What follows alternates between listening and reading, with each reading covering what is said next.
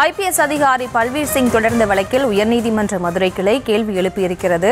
இது தொடர்பான விவரங்களோடு இணைக்கிறார் எமது செய்தியாளர் இந்துமதி. இந்துமதி, வணக்கம். இந்த வழக்கு தொடர்பான முழு விவரம். பிரியங்கா, ஐபிஎஸ் அலுவலர் பல்வீர் சிங் உயர்நீதிமன்ற மதுரை அமர்வில் தனது மனுவினை தாக்கல் செய்திருந்தார். அதில் அம்பாசமுத்திரம் அனைத்து பெண்கள் காவல் நிலையம், VK புரம், கல்லிடைக்குறிச்சி, பாப்பாக்குடி, மணிமுத்தாறு ஆகிய பகுதிகளில் சிறப்பாக பணியாற்றி இருக்கிறேன். இதற்காக தமிழக காவல்துறை தலைவரிடம் பாராட்டு சான்றிதழையும் பெற்றிருக்கிறேன்.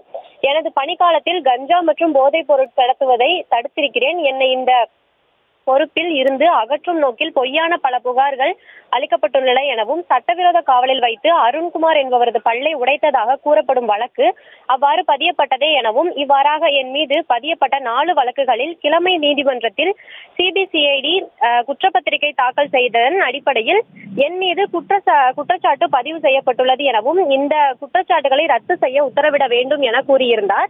இந்த வழக்கை விசாரித்த நீதிபதி சமீம் அகமது மனுதாரர் பணியாற்றிய இடங்களில் கஞ்சா உள்ளிட்ட போதைப் பொருட்கள் கடத்தப்படுவதை தடுத்து நடவடிக்கை எடுத்திருக்கிறார்.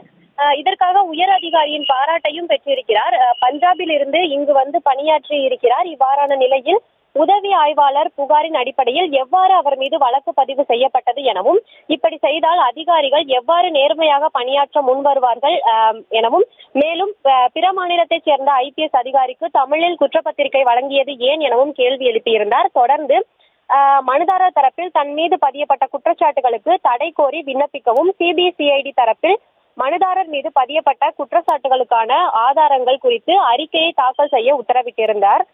அதனைத் தொடர்ந்து அவர் மீதான குற்றச்சாட்டுகளை நிரூபிக்க தவறினால் 20 லட்சம் வரை அபராதம் விதிக்க நேரிடும் என குறிப்பிட்டு வழக்கை நவம்பர் 21ஆம் தேதிக்கு ஒத்திவைத்திருக்கிறார். பிரியங்கா.